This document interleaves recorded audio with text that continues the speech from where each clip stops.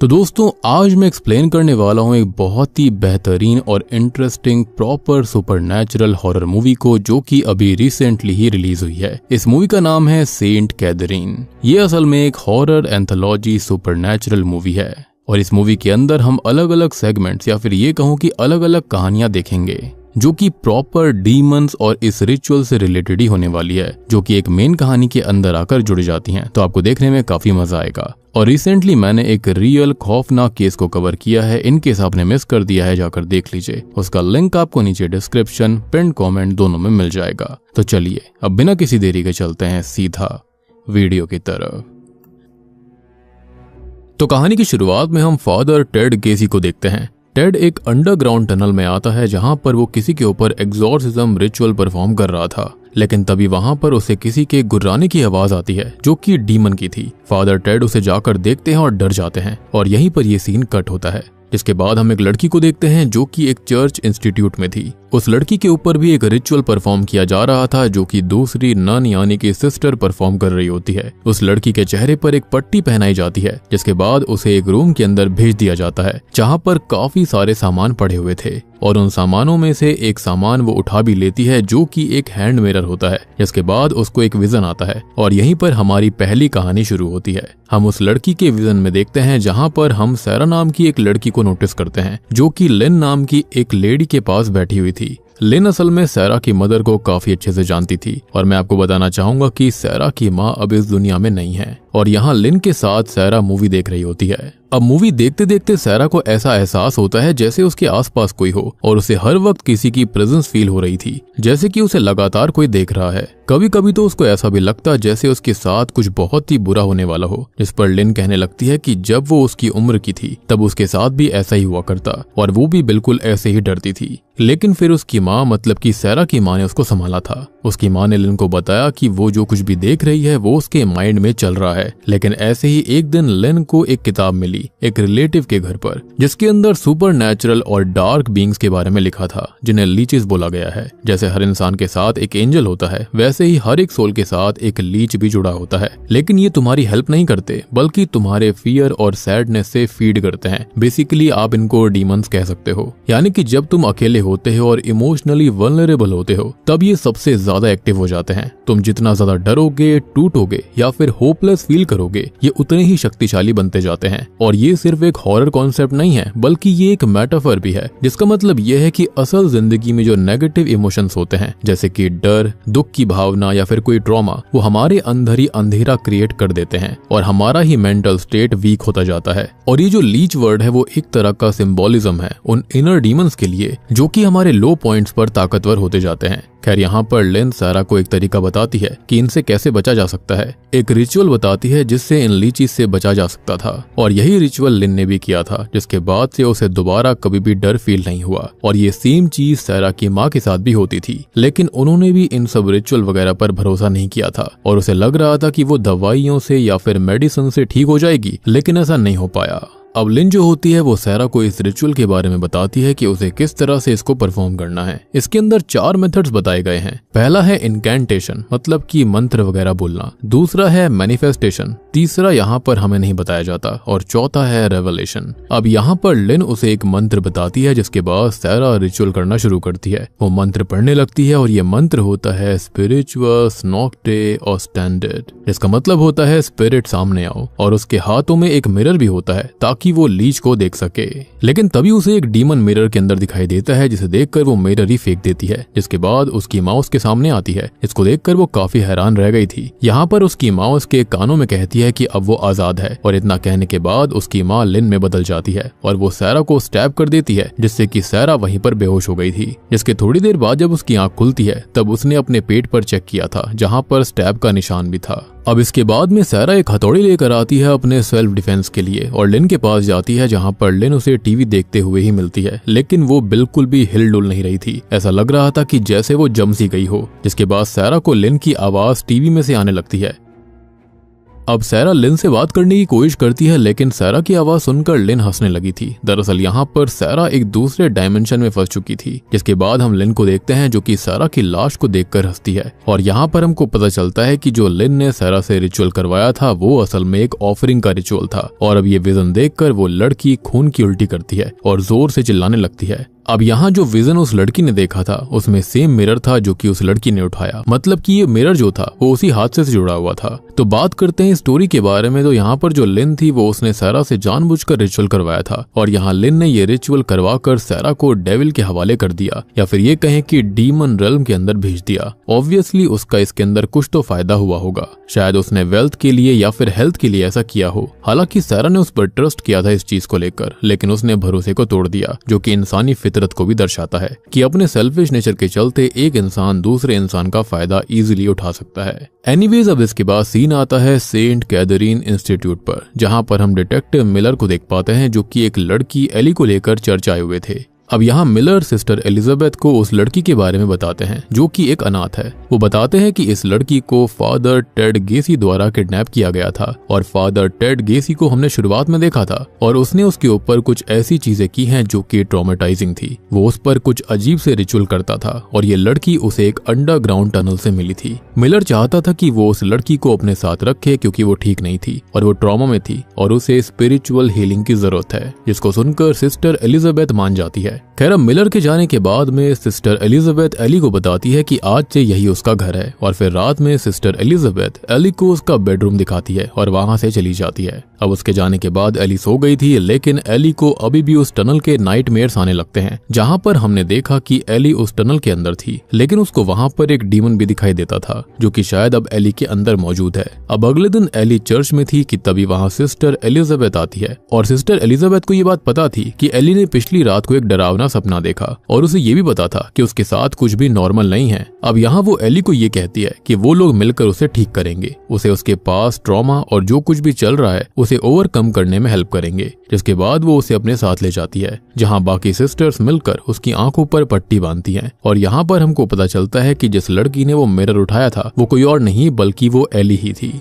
अब यहाँ पर ये जो हो रहा था वो एक तरह की सेरेमनी थी, और इस सेरेमनी को मैं अच्छे से एक्सप्लेन कर देता हूँ। इसके अंदर एक स्टूडेंट को एक ऐसे कमरे में भेजा जाता था जहाँ पे कई सारे श्रापित ऑब्जेक्ट्स रखे होते जो कि पहले कभी सैटेनिक रिचुअल्स में इस्तेमाल करे गए थे। जैसे कि शुरुआत के अंदर वो मिरर था, जिसका मतलब ये सारे ऑब्जेक्ट यूज्ड होते हैं। इनका काम होता है किसी इविल या फिर डिमोनिक एंटिटी को अंदर बांध कर रखना। जैसे कि आपको याद होगा, कॉन्जरिंग मूवी के अंदर जो वॉरन का म्यूजियम है उसके अंदर ऐसे कई सारे ऑब्जेक्ट्स थे, और इन ऑब्जेक्ट्स को टोटम्स कहा जाता है। हर एक टोटम किसी न किसी स्पेसिफिक डीमन या हादसे से जुड़ी होती है, और अगर वो डीमन अपने टोटम तक पहुंच गया तो वो या तो आजाद हो सकता है या फिर और भी शक्तिशाली बन सकता है, जो कि बहुत ही खतरनाक होगा। अब स्टूडेंट का काम होता है उस टोटम का पूरा पास्ट या फिर हिस्ट्री को समझना, और ये चीजें स्टूडेंट जो होता है वो विजन की तरह ही देखता है, जो कि हमने मूवी की शुरुआत में एली को करते हुए देख लिया था, जैसे कि उसने सैरा की कहानी को देखा। और यही विजन्स हमारे सेगमेंट्स होंगे, मतलब कि जिन चीजों को एली छूने लगेगी उसकी ही कहानी को हम देखेंगे। और इसी तरह की ये एंथोलॉजी हॉरर मूवी होने वाली है, जो कि वन ऑफ अ काइंड है,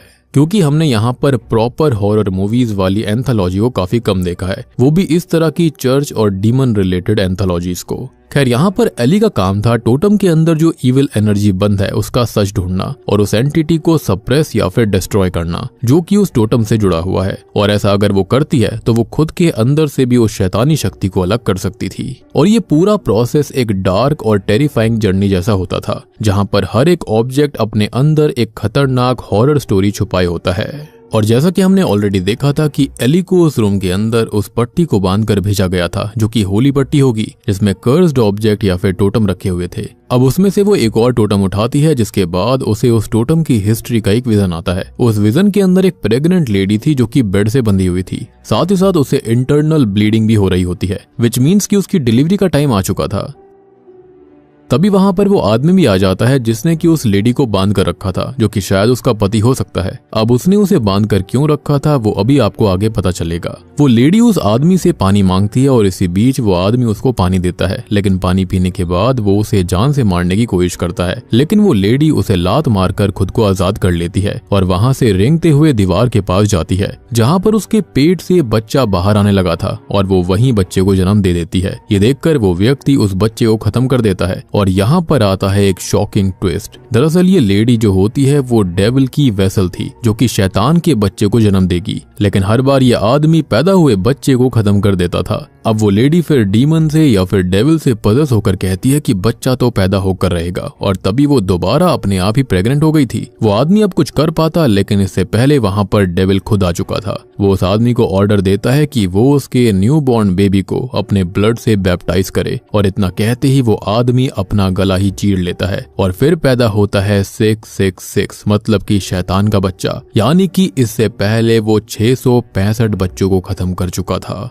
I mean this is very traumatising and shocking. शैतान अपने बच्चे को गोद में उठाता है, जो कि असल में एक लड़की थी, और ये थी उस टोटम की कहानी जिसे देखकर एली की हालत खराब हो जाती है। अब सीन बदलता है जहां पर एली एक नाइटमेयर फिर से देखती है, जिसके अंदर एली के पास फादर टेड थे, जो कि उस पर एग्जॉर्सिज्म प्रैक्टिस कर रहे थे, जो कि वही शुरुआत वाला सीन है। लेकिन एली के साथ डीमन था, इसलिए डीमन वहां पर आता है और फादर को खत्म कर देता है। तो यहाँ पर हमको समझ आ चुका था कि एली के अंदर यही डीमन है और उसकी आंख इस भयानक नाइटमेयर से खुल जाती है। तभी वहां पर सिस्टर एलिजाबेथ आती है और एलिजाबेथ एली को देखकर समझ जाती है कि उसे दिक्कत हो रही है। एलिजाबेथ कहती है कि उसके अंदर फोरसाइट की पावर्स हैं। अगर एली चाहे तो वो उसके अंदर देख सकती है कि वो किस चीज से परेशान है, जिस पर एली हाँ कर देती है। ऑब्वियस ही बात है, वो भी इस दिक्कत से दूर होना चाहती थी। जिसके बाद एलिजाबेथ उसका हाथ पकड़कर उसके अंदर की चीज को महसूस करती है, और तब जाकर सिस्टर एलिजाबेथ को पता चलता है कि एली के अंदर एक भयानक डीमन का वास है, जिसे महसूस करते ही वो वहां से चली गई थी।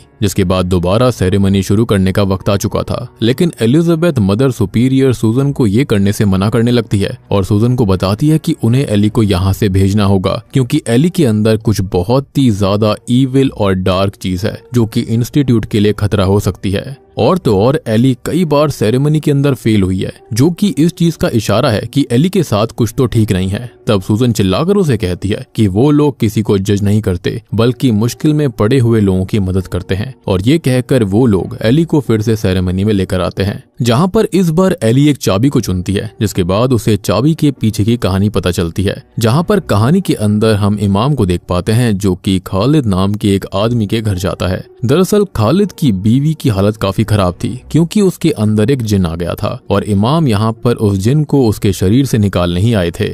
अब इमाम जो होता है वो खालिद को विश्वास दिलाता है कि वो उसकी बीवी को ठीक कर देगा। जिसके बाद दोनों अंदर जाने लगते हैं, जहां पर इमाम ये कहता है कि वो इस काम के 15,000 दिरहम्स लेता है, लेकिन वो खालिद से 10,000 लेगा, क्योंकि वो अच्छा और रिलीजियस इंसान है। खैर अंदर वो खालिद की बीवी के पास जाता है, जहां पर वो बिस्तर से हैंडकफ्स की मदद से बंधी हुई थी। यहाँ पर इमाम खालिद से कुछ मंगवाता है और खालिद वो लेने के लिए अंदर चला गया था। लेकिन जैसे ही वो अंदर जाता है तो इमाम खालिद की वाइफ की बॉडी से शॉक देने वाले वायर को अटैच कर देता है, और ये सब वो कर रहा था चुपके से। और यहाँ हमको पता चलता है कि इमाम असल में फ्रॉड है। खैर इसी बीच खालिद आ जाता है और यहाँ इमाम अपना रिचुअल का नाटक करने लगता है, जिसमें वो पैरों की मदद से बटन प्रेस करके खालिद की बीवी को शॉक दे रहा था, जिससे कि उसकी बीवी की बॉडी हिलने लगती है। और इतना करने के बाद वो बताता है कि उसकी वाइफ के अंदर से जिन अब जा चुका है। खैर इसके बाद इमाम ने खालिद को होली वाटर दिया था ताकि वो उसे पिला सके, जिससे कि वो पूरी तरह से ठीक हो जाएगी, यानी कि अंदर बाहर दोनों से क्लेंस हो जाएगी। जिसके बाद खालिद किचन में चला गया था। अब यहाँ इमाम अपने वायर्स को निकालने लगता है कि तभी खालिद की बीवी ने इमाम से ये कहा कि खालिद पागल है, उसके अंदर कुछ भी नहीं है और वो बस उनके बेटे की मौत का जिम्मेदार उसे मानता है। अब हम यहाँ पर ये देख पाते हैं कि खालिद की बीवी काफी जख्मी हालत में थी, जैसे कि वो उसको टॉर्चर करता हो। लेकिन यहाँ इमाम उसको ये कहने लगता है कि वो उसकी हेल्प नहीं कर सकता।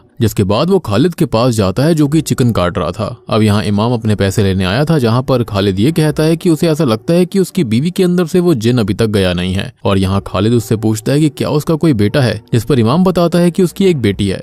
खैर वो उसे पैसे दे देता है, लेकिन खालिद की जेब में चाबी भी थी जो कि उन हैंडकफ्स की थी। इमाम उस चाबी को भी ले लेता है, जिसके बाद वो खालिद की बीवी को आजाद करने लगा। तभी खालिद वहां पर आ जाता है और वो इमाम को रोकने की कोशिश करता है। अब वो इमाम के पास जाता है जिसके हाथों में चाकू था, और तब इमाम खालिद को शांत करता है कि उनके बेटे की मौत में उसकी बीवी जिम्मेदार नहीं है। लेकिन खालिद कहने लगता है कि उनका कोई बेटा था ही नहीं। और इतना कहते ही खालिद उसकी बीवी की ओर बढ़ने लगा, लेकिन उसकी बीवी उसे स्टैब करके खत्म कर देती है, जिसके बाद इमाम खालिद की बीवी को वहां से ले जाने लगता है। लेकिन तभी उसे खालिद दिखाई देता है जो कि बिल्कुल उसके सामने था। यहाँ पर खालिद कहने लगता है कि ईश्वर ने उसे ये रिलीजन दिया, लेकिन वो इसे डिजर्व नहीं करता। यहाँ पर बात गुड और इविल की थी, जहाँ पर इमाम ने इविल को चुना। अब यहाँ खालिद इमाम से पूछता है कि उसका फेथ कब खत्म हुआ गॉड से। उसकी ये बातें सुनकर इमाम खालिद की बीवी को देखने लगता है, लेकिन वो गायब हो गई थी। इसलिए वो बेडरूम में आ जाता है, जहाँ पर बेड पर कोई भी नहीं था, और चादर हटाने पर उसे अपनी खुद की बेटी वहां पर मिलती है, जिसको देखकर वो कहने लगता है कि उसकी बेटी को छोड़ दो।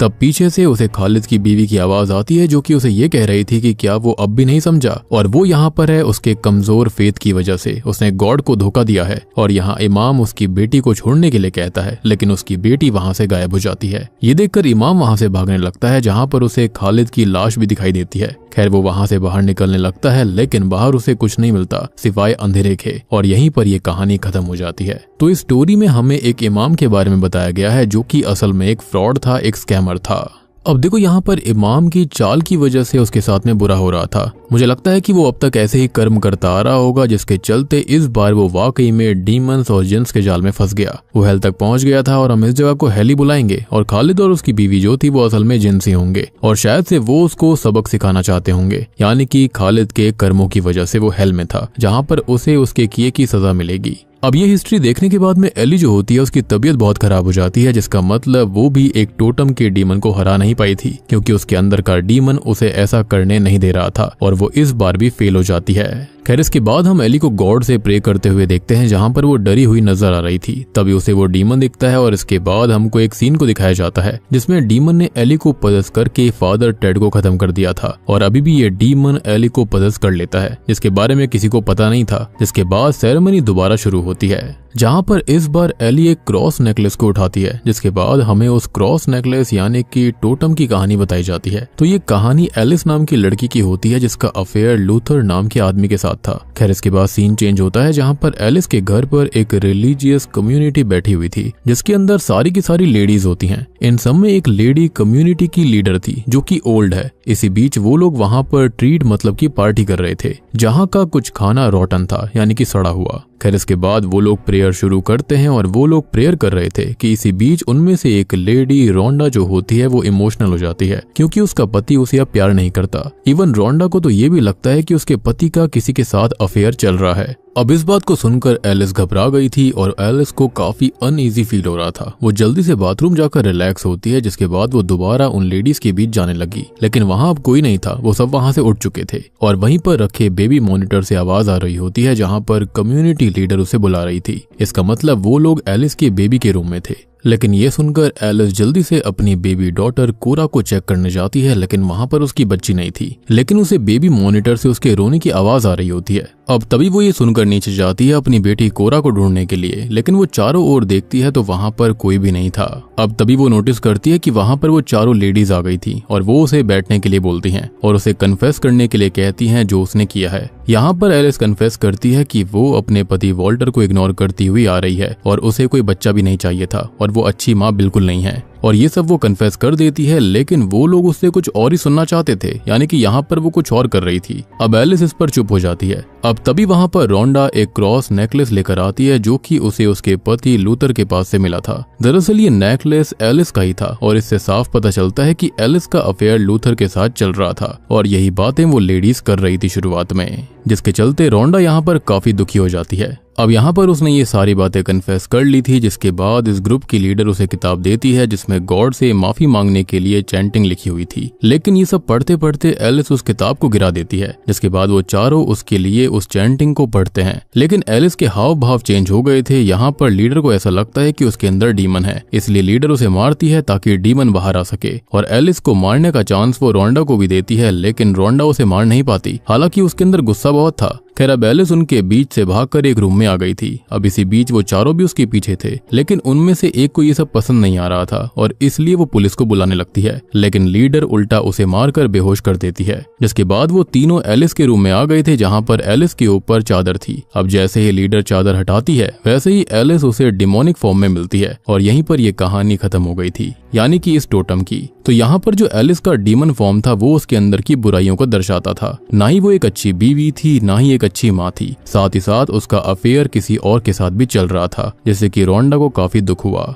जिस तरह एलिस ने कन्फेस नहीं किया था जो भी उसने गलत किया है, वैसे ही लोग भी ऐसा ही करते हैं, जो कि अपने अंदर कई सारी बुराइयों को छुपा कर रखते हैं। और ये कहानी उसी के ऊपर बताई गई है, जो कि उनके डीमन के फॉर्म में ही रहती है। यानी कि जो अंदर से ऐसा करते हैं वो डिमोनिक होते हैं और अपने पार्टनर्स के साथ में गलत करते हैं। मतलब कि सबके अंदर एक ना एक डीमन जरूर होता है, लेकिन वो डीमन एक प्रेजेंस नहीं बल्कि हमारे अंदर की बुराई को दर्शाता है, इविलनेस को दर्शाता है। खैर ये सब देखने के बाद इस बार एली नॉर्मल लग रही होती है, मतलब कि शायद सेरेमनी कामयाब हुई। लेकिन जैसे ही वो पट्टी हटाती है तो उसकी आंखें गायब हो गई थी और इसका मतलब ये था कि ये सेरेमनी भी फेल हो गई। और ये जो आंखें उसकी गायब हुई थी वो रियल में नहीं हुई थी, बल्कि ये डीमन दिखा रहा था जो कि उस टोटम के अंदर था। वो उसको बता रहा होता है कि वो उसे खत्म नहीं कर पाएगी। खैर अब यहाँ से सीन बदलता है, जहाँ पर हम एलिजाबेथ को देखते हैं और एलिजाबेथ एली के अंदर के डीमन के बारे में पता लगा रही होती है, जहाँ पर एक किताब से उसे उस डीमन के बारे में पता चल चुका था, जिसका नाम होता है एल्ड्समेयर। यहाँ पर डीमन एक चेयर मास्टर और हेल का गेट कीपर है। ये डीमन यहाँ पर एक मकसद से आया हुआ था। दरअसल एक स्पेशल क्रॉस है जो कि इस डीमन को इस वर्ल्ड से बाउंड करके रखता है। लेकिन वो डीमन अपने फुल पोटेंशियल पर नहीं था। वो उसके फुल पोटेंशियल पर तब आएगा, तब आजाद होगा, जब वो उस क्रॉस को तोड़ देगा। यानी कि उसकी वजह से वो यहाँ पर बंधा हुआ था। और वो क्रॉस जिसकी हम बात कर रहे हैं वो असल में उसी टोटम वाले रूम के अंदर ही कहीं पर था। और एली को यहाँ पर लाना डीमन का ही मकसद था, ताकि वो इस चीज को कंप्लीट कर सके। मतलब कि डीमन चाहता था कि बार बार सेरेमनी फेल होती रहे, ताकि वो उस रूम के अंदर बार बार जाता रहेगा और वो क्रॉस को उसके अंदर से ढूंढ पाएगा। और ये पता लगते ही एलिजाबेथ भागने लगती है। लेकिन इसी बीच मदर सुपीरियर और बाकियों ने वो सेरेमनी फिर से शुरू करके एली को अंदर भेज दिया था, जहाँ पर अंदर जाकर एली एक पट्टी को उठाती है जिस पर खून लगा हुआ था। यानी कि ये भी एक टोटम होता है। अब यहाँ हमारी आखिरी कहानी शुरू हो जाती है, जहाँ पर हम नोएलिया, उसके हस्बैंड रमोन और उनके बेटे रफाएल को देखते हैं। इनकी एक बेटी मोनिका भी थी जो कि पजेस्ड हो गई थी और इसी वजह से उन लोगों ने एक प्रीस्ट को बुलाया था। लेकिन रमोन को असल में प्रीस्ट वगैरह पर भरोसा नहीं होता। जिसके बाद प्रीस्ट वहां पर आया, जहाँ पर रमोन जो होता है वो प्रीस्ट को टाइम वेस्ट समझ रहा होता है। खैर यहाँ पर नोएलिया प्रीस्ट को पूरी बात बताती है कि उनकी बेटी पजेस्ड हो गई है और साथ ही साथ उसने रफाएल के ऊपर हमला भी किया था, जिसका निशान वो प्रीस्ट को दिखाते भी हैं। ये सब देखकर फादर ये कहने लगते हैं कि शायद उसकी बेटी को कोई साइकोलॉजिकल प्रॉब्लम होगी। लेकिन नोएलिया प्रीस्ट को फोर्स करती है ताकि वो उसकी बेटी को एक बार देख तो ले। जिसके बाद प्रीस्ट उसकी बेटी के रूम में आता है, जहाँ पर मोनिका को एक पट्टी की मदद से रूम के बिस्तर पर बांधा हुआ था। प्रीस्ट को मोनिका कहने लगती है कि वो बिल्कुल ठीक है, लेकिन प्रीस्ट यहाँ पर अपने फोन के अंदर एग्जॉर्सिज्म की चैंटिंग वगैरह सर्च करके एक दो चैंटिंग पढ़ देता है, जो कि काफी वियर्ड थी। अगर वो प्रीस्ट है तो उसे मुंह जुबानी इस चीज के बारे में याद होना चाहिए था, लेकिन इसके बाद कुछ होता नहीं है। खैर अब यहाँ पर वो कहता है कि वो तो बिल्कुल ठीक है और उसे कोई भी दिक्कत नहीं है और उसकी पट्टी खोलकर उसे गले लगा लेता है। जिसके बाद में मोनिका फादर को कहती है कि उसे माफ कर देना और इसके बाद में वो तीनों माँ बाप, बेटी और यहाँ पर सभी मिलकर डीमन बन जाते हैं और वो फादर को खत्म कर देते हैं। और कहानी के अंत में नोएलिया उस पट्टी को बाहर फेंक देती है, जहाँ पर और भी पट्टियां थी। यानी कि यहाँ पर और भी प्रीस्ट को बुलाया गया था जो कि फेक हुआ करते, और यही पट्टी एली को मिली थी। तो दोस्तों ये कहानी भी फेथ को लेकर थी, जहाँ पर फादर एक ऐसे घर पर आए थे जहाँ पर डीमंस का वास था। और आपको याद होगा कि एग्जॉर्सिस्ट सीरीज के अंदर सेकंड पार्ट के अंदर ऐसा ही हो रहा था, यानी कि सीजन 2 के अंदर वहाँ पर फादर्स को एग्जॉर्सिस्ट को बुलाकर ऐसे ही करा जा रहा था। डीमंस उसको पजेस कर रहे थे और मार भी रहे थे।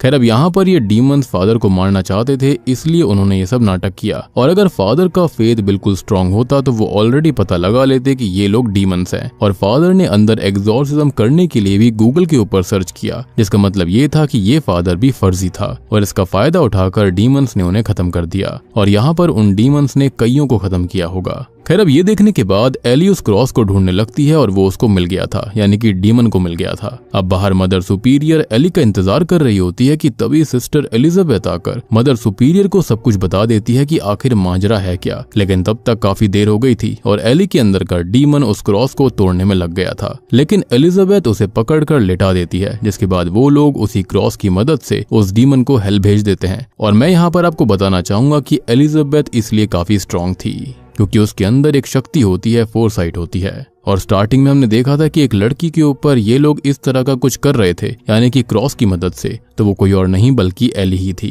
जिसके बाद में एली नॉर्मल हो जाती है। अब कुछ दिनों बाद एली को पता चलता है कि उसकी आंटी अभी जिंदा है, मतलब कि एली अब एक नई शुरुआत करेगी। अब यहाँ वो सिस्टर एलिजाबेथ को बाय बोल देती है और चली जाती है। अब मूवी के अंत में हमें उस क्रॉस को दिखाया जाता है जो कि काफी खास था और उसी की मदद से डीमंस को यहाँ पर कैद करा जाता। और बूम, इसी के साथ में ये मूवी यहीं पर खत्म हो जाती है।